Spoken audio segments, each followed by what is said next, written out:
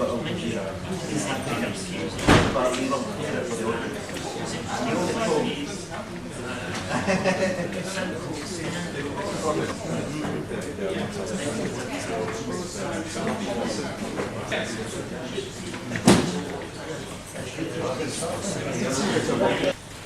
to make a start.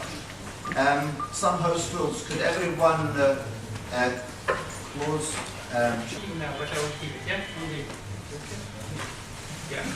Just a reminder, please. All mobiles can they be closed? I don't think the message got through. If I may introduce myself, my name is Moin Yassin from Global Vision 2000, the organisers. Without further ado, if I may start. A'udhu billahi minash shaitanir rajim. Bismillahir rahmanir rahim. I seek refuge from Satan and satanic forces, and in the name of the Lord, the most gracious, the most merciful. Welcome everyone. I know a lot of people here have travelled a long distance to come here today, and I thank you for your efforts. Some changes. The protocol is obviously for a meeting here normally welcomes. We've had an unexpected incident with Lord Nazir's family, so he is unable to make it. His apologies. However, in his place, in absentia, we've got Lord Qurban Hussain sitting here, and I will give him the honour to open and welcome us. Lord Hussain, please. Thank you. Thank you, Moin. Assalamu alaikum and good evening, or good afternoon rather, to all of you. And welcome to the House of Parliament. As it has been explained, it was Lord Ahmed who was going to be your host, and it wasn't only a few hours ago that I was alerted to this meeting. Lord Ahmed rang me to say that he's unable to make it, and I'm just standing in for him. And on his behalf, his apologies and welcome to this meeting. I'm not one of the experts in this area at all, and therefore I will not take a long time to speak on it either. The only thing that I'm going to do is that to welcome you, and also there is a message from Lord Ahmed which I will ask his intern to read. And I hope that this meeting goes on well. I may not be able to stay with you for too long. I have other commitments.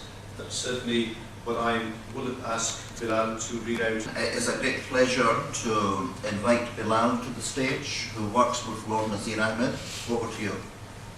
Good afternoon, ladies and gentlemen.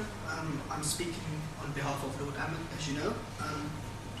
Lord Ahmed would like to say a few things. Lord Ahmed is pleased to sponsor the hosting of the summit for Global Vision 2000, which is promoting and launching the ROMMA Commission today in the House of Parliament. The ROMMA Commission, which is the Repatriation of Money and Misappropriated Assets Commission, is an independent initiative whose time is right and come. Lord Ahmed is also pleased that this is being launched in the mother of parliaments in this country, which has so many close ties with the Islamic world. We need to turn to a new chapter in our relations with the Islamic world, which has given so much to this country. We have been witnessing the Arab Spring over the last 8 months. It is clear that we are witnessing a historic shift in the political, economic order in the Middle East. We here in the land of liberty can only support this shift and support British interest by defending political, economic freedom, justice and democracy in these countries. There is no coincidence that the collapse of dictatorial regimes is happening at a time when there is a collapse of the debt-based financial speculative Disneyland economy. It is not surprising that this system is leading to sovereign debt crisis now. It was the hyperinflation created by this crisis which sparked the protests in the Arab world, although there are political and religious reasons also. Our times have also witnessed the censorship and marginalization of voices to the internet. Voices which need to be heard now loud and clear, as our financial and political system is being seen to be morally bankrupt, as with the hacking revelations with News International. We do not only have rotten apples falling, but a rotten system which needs renewal. We need to take serious the allegations made about the relationship between the political media, policy and banking. This can no longer be denied. This is not conspiracy theory, but conspiracy facts. On the one hand, we have financial regulators approving the clampdown on money laundering and enforcing anti-money laundering legislations, which is fine. Yet at the same time, in this city, we have billions of money coming here and approved by the British government. Despite knowledge of the sources of funds, these were approved and accepted. This collusion of the government, regulators, banks and international policy force needs to be made transparently clear. The people of Tunisia, Libya, Egypt, Africa, Iraq, Pakistan and all other countries need economic justice. This is why I am supporting the launch, I as in like Lord Nazir, is supporting the launch of the ROMMA Commission today here. This is why Lord Ahmed support and applauded Global Vision 2000's great initiative. We need to have an independent vehicle which leaves no stone unturned. Thank you, Bilal, on behalf of Lord Nazir Ahmed. I think before we move on, it's very important. A lot of people here have come for the first time to understand, one, who Global Vision is, two, what the programme is, and the bigger picture. Otherwise, we'll be floating around. So very quickly, we're not new to this place, neither to this agenda. That's Global Vision 2000. Global Vision 2000 is an independent Islamic think tank. And we make no bones about that. It is Islamic, but in a universal context. And it's been working on a thing called the brand, if you want to call it, the Universal Paradigm Shift. And so what that is all about is we've been focusing on the global financial and economic system and the changes that are needed for the survival of life on this planet. Never mind black, white, Muslim, non-Muslim, life on the planet. We've had many, we work on a network-centric model. In other words, we provide an independent platform for people who can guide the society. So hopefully today you will witness that again, albeit on today's special focus, which is the Middle East. We've not always focused on the Middle East, it's been a global financial system. But today, obviously, given the nature of the remit, we will be focusing on Africa and the Middle East in particular. And our vision, this paradigm shift, what's it really about? Very simple. The notion of morality in politics, economics, the lot. If it isn't for that key word, there is no need for global vision. So basically, our agenda is a global, moral, political economy. And you don't need too much intellect to understand that that is lacking in society, given what we've just seen about hacking, for instance. Just one issue that's around this building, in this area, just now. So basically, Global Vision has been pioneering and trailblazing this agenda in London, primarily, on a network-centric basis. And this paradigm that we've been working on was before the crash, pre-crash, during, and in the current phase.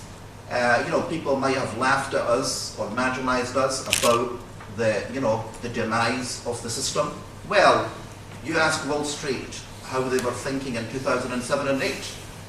Everything that they built crashed. And it's only surviving because of us, the taxpayers, bailouts. And the age of austerity is not over. So what we have witnessed in the Middle East region in the last 7 or 8 months are amazing events in the region. I would argue, as an expert in the region historically, it's a historical crossroads that we are seeing, and namely currently in Tunisia, obviously Egypt, Libya, Yemen, and now Syria, and indeed many other countries which are off the radar of the media, mainstream media. There's been shake-ups everywhere, actually, for those willing to see what's going on. So it is clear the peoples of MENA and indeed other regions yearn for a post-colonial, post-dictatorship era. This is the demand of all people actually, nothing special to Arabs and Middle East people. This is a process, and today's event builds on our last parliamentary event on this issue in March in this very room. And we're going to build on that. Indeed, our work is a work in progress. We don't just look at issues in isolation, it's a work in progress. And today, we are focusing upon this region and the need to launch ROMMA, which is an independent commission for the repatriation of money and misappropriated assets. We've carefully chosen those words, and some of the experts here will explain what this is all about. But simply, I would just add, we're dealing with a type of financial warfare that is going on in the world. We all know about military warfare, info warfare, cultural, but there is a thing called financial and economic warfare, and very few people are equipped to deal with it, given the nature of the beast. And also we're talking about not millions, I think you said millions, it's not even billions, it's hundreds of billions of pounds, if you tot it all up. So today, all I can say is that some of us know the game. We know where the problem is, we've got the right diagnosis, and some of us got the right solution. And what we're trying to build here is an independent coalition of truth and justice, basically to find these monies and return them to the legitimate owners in those countries so they can have a life that we have in this country and take for granted. I'll stop there, and with those opening remarks I will pass the baton. Is Lord Merlin Errol here? No, okay. Dr. Wafik Mustafa? It's a great pleasure, just to introduce you briefly, our first or next speaker in this session is Dr. Wafik Mustafa, the chairman of the Conservative Arab Network. It's a great pleasure to have Dr. Wafik Mustafa here, and over to... I have collected some information about what's going on in the Middle East and the world. And it's very long, but I'll try to push in 6 or 7 minutes. What we see and what we hear about the money being lost from Egypt and some countries is the tip of the iceberg. The system in Egypt